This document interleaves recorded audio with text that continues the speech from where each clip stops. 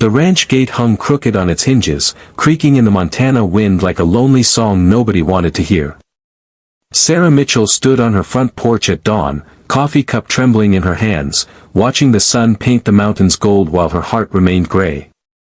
3 years had passed since the accident that took her husband James, and in those 3 years, she had learned that grief doesn't fade, it just becomes furniture in your soul, something you learn to walk around in the dark. She was 38 years old and felt ancient. The ranch that once rang with laughter and the thunder of hooves now sat silent except for the wind and her own footsteps echoing through empty rooms. The horses in the stable hadn't been ridden in months. The fence posts needed mending. The barn roof leaked in a dozen places. Everything was falling apart, including her, and Sarah had run out of reasons to care. "Mom." Her daughter Emma's voice drifted through the screen door. "Are you coming in? Your breakfast is getting cold." Sarah turned to see her 12-year-old standing there, too grown up for her age, wearing worry like a coat that didn't fit. Emma had her father's eyes, warm and brown, but they'd lost their sparkle somewhere between the funeral and now. Sarah's chest tightened with guilt. She wasn't just failing herself, she was failing the one person who needed her most. "I'll be right there, sweetheart," Sarah managed, forcing brightness into her voice that felt like swallowing glass. That afternoon, as Sarah stood in the feed store in town, counting pennies for grain she couldn't afford, she overheard 2 ranchers talking near the saddles. "You hear about that cowboy staying out at the Henderson place?" one asked. "Doesn't say more than 2 words. Does a day's work in half the time. Henderson says he's never seen anybody handle horses like that." "What's his name?" the other rancher asked. "That's the thing, nobody knows. Just calls himself Cole. Shows up, works, leaves. Don't ask for much. Henderson tried to pay him double and the man refused. Said he works for meals and a place to sleep, nothing more." Sarah's hand stilled on the grain bag. She thought of her broken fence, her leaking barn, her untended horses. She thought of Emma's worried eyes and the weight crushing her chest every morning. Pride told her to walk away. Desperation told her something different. Before she could talk herself out of it, she approached the men. "Excuse me. This cowboy you mentioned, do you think he'd be willing to help at another ranch?" The Henderson Ranch sat 5 miles down the road, a well-kept spread with cattle grazing peacefully behind white fences that practically glowed in the afternoon sun. Sarah almost turned her truck around 3 times on the drive there, shame burning in her throat. She'd never been the type to ask for help. James used to tease her about it. Stubborn as a Missouri mule, he'd say, pulling her close, "But that's why I love you." Mr. Henderson answered the door, a weathered man in his 60s with kind eyes. When Sarah explained her situation, carefully avoiding the words widow and broke and desperate, he nodded slowly. "Cole's out in the south pasture. Fair warning though, ma'am. He's a strange one. Good man, best worker I've ever seen, but he don't talk much. Some folks say he ain't spoke a full sentence in years." Sarah found him mending a fence, his back to her, his movements precise and economical. He was tall, lean, wearing a battered brown cowboy hat and a denim shirt with the sleeves rolled up. Something about the way he worked, the quiet competence, the gentle way he handled the wire, made her throat tighten with a memory of James she couldn't quite grasp. "Excuse me," she called out. "Are you Cole?" He turned slowly, and Sarah's breath caught. He wasn't what she expected. He looked to be in his early 40s, with gray threading through dark hair and eyes that were in startling shade of blue, the color of a Montana sky after rain. But it was the sadness in those eyes that struck her most. It was old sadness, lived in, the kind you see in the mirror. The kind you recognize. He didn't speak, just nodded once, waiting. Sarah's prepared speech evaporated. I have a ranch. The Mitchell place, about 10 miles east. My husband died 3 years ago and things are falling apart. I heard you might be looking for work. I can't pay much, but I can offer meals and a place in the bunkhouse and," her voice cracked. "I can offer whatever I can manage. I just need help. Please." Cole studied her for a long moment, those blue eyes seeing too much. Then he did something unexpected. He removed his hat, held it against his chest, and gave a slight bow. An old-fashioned gesture of respect that made Sarah's eyes sting with unexpected tears. He walked to a nearby post where a small notepad and pencil hung on a string. He wrote something and held it up. "When do I start?" "You'll really come?" "Just like that?" Sarah whispered. Cole nodded. He wrote again, "Tomorrow at dawn." That night, Sarah told Emma about the cowboy coming to help, and for the first time in months, she saw something flicker in her daughter's eyes that might have been hope. "Does he really not talk?" Emma asked. "Apparently not. But Mr. Henderson says he's good with horses. Maybe he can teach you to ride again. You used to love it." Emma's face clouded. "I don't ride anymore, Mom. You know that." "I know, baby. I know." Sarah pulled her daughter close, breathing in the strawberry scent of her shampoo, wishing she could absorb all the pain they'd both been carrying. "But maybe it's time we both tried some things again." Cole arrived exactly at dawn the next morning, driving an old Ford pickup that had seen better decades. He moved like a man who understood silence, his boots barely making sound on the gravel.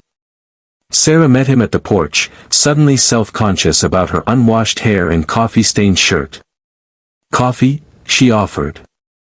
He shook his head politely and gestured toward the barn.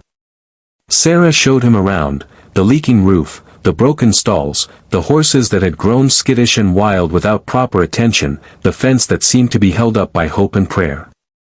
With each new problem, her embarrassment grew. Once, this ranch had been pristine. James had been meticulous. Now it looked like surrender. "I know it's bad," she said finally, her voice small. "If it's too much, I understand." Cole held up a hand gently, stopping her. He pulled out his notepad. "I've seen worse. I've been worse. We'll fix it." Something about those words, "I've been worse," struck Sarah deeply. She looked at him again, really looked, and saw it. The careful way he moved, like a man who'd been broken and learned to walk again. The sadness that lived behind his eyes. The way he seemed more comfortable with horses than people. "Okay," she whispered. "Thank you." He tipped his hat and got to work. Over the next few days, Sarah watched Cole transform her ranch. He worked from dawn until dusk, moving with the steady rhythm of a man who understood that healing happens slowly, one fence post at a time. He fixed the barn roof, repaired the stalls, and began the patient work of rehabbing the neglected horses. What struck Sarah most was his gentleness. With the animals, with the tools, with everything he touched, there was a tenderness that made her chest ache. He never came into the house, despite Sarah's invitations. She left his meals on the porch table, sandwiches at noon, dinner at 6, and he'd eat alone, always leaving a note, "Thank you." Delicious. His handwriting was surprisingly elegant, careful, like he put thought into every letter. Emma watched him from afar, curious and cautious. One afternoon, Sarah found her daughter standing at the fence, staring at Cole as he worked with Shadow, the black mare that had been James's favorite. Shadow hadn't let anyone near her since the accident, but Cole stood in the paddock, patient and still, letting the horse approach him on her own terms. "He's different," Emma said quietly. "Different how?" "He's sad like us. But he's not pretending he's not. Does that make sense?" Sarah put her arm around her daughter's shoulders. "Yeah, baby. That makes perfect sense." That evening, as the sun set in brilliant oranges and purples, Sarah brought Cole's dinner out to find him sitting on the porch steps, his hat beside him, looking out at the mountains. For the first time, she sat down next to him instead of leaving immediately. Her heart hammered, though she couldn't say why. "You've done so much already," she said. The first time Emma spoke directly to Cole was a week after he arrived, and it happened because of a crisis. Sarah came back from town to find her daughter in the paddock with Shadow, tears streaming down her face, while Cole stood nearby, calm and still as a statue. What happened? Sarah rushed forward, heart in her throat. Emma turned to her, and Sarah was shocked to see that behind the tears was something else, something fierce and alive. Shadow let me touch her, Mom. She actually let me touch her. And I remembered. I remembered how much I missed this. How much I missed Dad. Cole had his notepad ready. She has her father's gift with horses. Shadow knows it. Over the following weeks, something remarkable happened. Emma started spending more time in the barn, learning from Cole's patient, silent instruction. He taught her through demonstration, through gentle guidance, through the careful placing of a hand to show her the right way to hold the reins or brush a coat or clean a hoof. The girl who had withdrawn into herself began to unfold like a flower after rain. Sarah watched from the kitchen window, her hands in dishwater, crying happy tears she didn't know she still had in her. Cole was giving her daughter something Sarah couldn't, not permission to heal, exactly, but permission to try. Permission to remember that joy and grief could exist in the same heart. But it wasn't just Emma who was changing. Sarah found herself looking forward to the moments when she'd bring Cole his meals, when they'd sit together on the porch in comfortable silence or share brief exchanges through his notepad. He never pushed, never demanded, never expected anything beyond what she offered. And paradoxically, that made her want to offer more. One evening, as storm clouds gathered dark and heavy over the mountains, Sarah brought Cole's dinner out and found him watching the sky with an expression she couldn't read. "You can come inside if the storm gets bad," she said. "The bunkhouse leaks in the southwest corner. I know because James always meant to fix it and never." She trailed off. Cole wrote, "I don't mind the rain. Still. The offer stands. You've been here almost a month and I've barely been able to thank you properly. You've brought this place back to life. You've helped Emma more than you know. You've..." She paused, surprised by the emotion in her voice. "You've helped me more than you know." He looked at her then, really looked at her, and Sarah felt something shift in her chest, a crack in the ice that had been frozen there for 3 years. His blue eyes held a question, and a warning, and a sadness that mirrored her own. Thunder rumbled in the distance. Cole wrote, "Healing isn't betrayal." Sarah's breath caught. "How did you? I see how you fight with yourself. How you feel guilty every time you smile. How you think moving forward means leaving him behind. I did the same thing for years." "Did?" Sarah whispered. Past tense. Cole's hand hesitated over the paper, then wrote, "I'm trying. Some days are harder than others. Today, sitting here with you, is easier than most." The first drops of rain began to fall, heavy and cold. Sarah stood, her heart pounding with something she was afraid to name. "Come inside, Cole. Please. Just for tonight. Let me make you a proper meal, let us share a table like civilized people. Emma would love it. She swallowed hard. "I would love it." He stood slowly, studying her face like he was memorizing it. Then he nodded and followed her inside. Emma's face lit up like Christmas when she saw Cole at their dinner table. She chattered nervously, filling the silence with stories about the horses, about school, about a bird she'd seen that morning.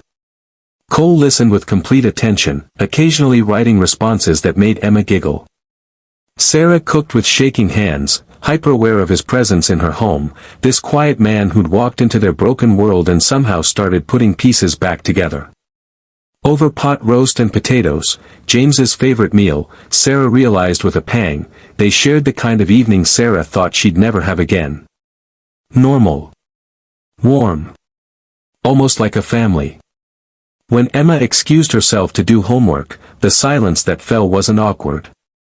It was full. "Thank you for this," Cole wrote. I haven't sat at a family table in 7 years.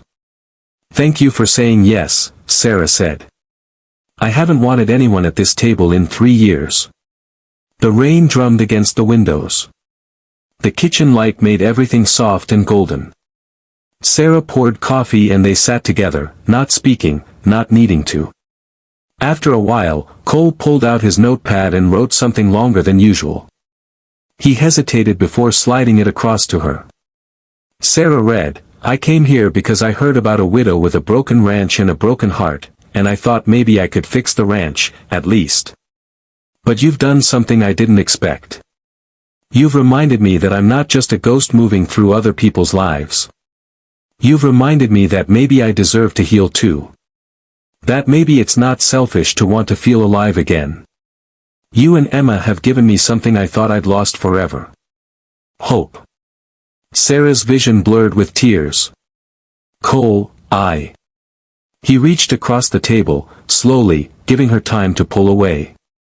When she didn't, his calloused hand covered hers. The touch was electric, terrifying, wonderful. Sarah's first instinct was to pull back, to run, to protect the fortress she'd built around her grief. But Emma's words echoed in her mind, he's sad like us. But he's not pretending he's not. She turned her hand over, lacing her fingers through his. They sat like that until the coffee grew cold, two people learning that sometimes the bravest thing you can do is let someone see your broken places. That sometimes healing doesn't mean forgetting. It means choosing to live alongside your loss instead of inside it. The night Cole held Sarah changed everything. It happened 3 weeks later, on what would have been her 15th wedding anniversary. Sarah had been dreading the date for months, feeling it approach like a storm. She tried to keep busy, tried to ignore the calendar, but grief has its own schedule. Emma found her in the barn that evening, sobbing in Shadow's stall, clutching one of James's old work shirts she'd kept hidden in a trunk. Mom. Her daughter's voice was scared. Mom, what's wrong? I can't. Sarah gasped. I can't do this. I thought I was getting better but I can't, he's gone and he's never coming back and I miss him so much. Emma ran to get Cole, who came immediately. He took one look at Sarah, collapsed in the hay, shaking with sobs, and did something he'd never done before. He walked into the stall, knelt beside her, and without asking permission, gathered her into his arms. Sarah fought it at first, tried to push away, but Cole held firm. Not forcefully, but with the kind of strength that says, I've got you. You can break here. It's safe. And so she did. She broke completely, years of held-back grief pouring out in great, heaving sobs while this near stranger held her together. He didn't try to shush her or tell her it would be okay. He just held her, one hand cradling her head against his chest, the other rubbing slow circles on her back. She could feel his heartbeat, steady and sure, an anchor in her storm. After what might have been minutes or hours, when her sobs finally quieted to hiccups, Cole gently tilted her face up. The look in his eyes undid her all over again. It wasn't pity. It was understanding. It was I know exactly where you are because I've been there too. It was you will survive this because I survived this and look, I'm still here. With one hand, he held her. With the other, he slowly pulled out his notepad and wrote shakily, he loved you. I can see it in how you carry him. But Sarah, you're still here. You're still breathing. You're still a mother, a rancher, a woman with so much life left to live. He wouldn't want you to bury yourself with him. Let yourself hurt. But also let yourself heal. Let yourself live. You deserve that. How? Sarah whispered against his chest. How do I do that? Cole set down the notepad and did something that shocked them both. He opened his mouth and, in a voice that was rough and broken and barely more than a whisper, spoke his first words in 7 years, one day at a time. One moment. Like this. Sarah pulled back to stare at him, tears forgotten. You spoke. Cole, you spoke. His eyes were wide with surprise, like he'd startled himself.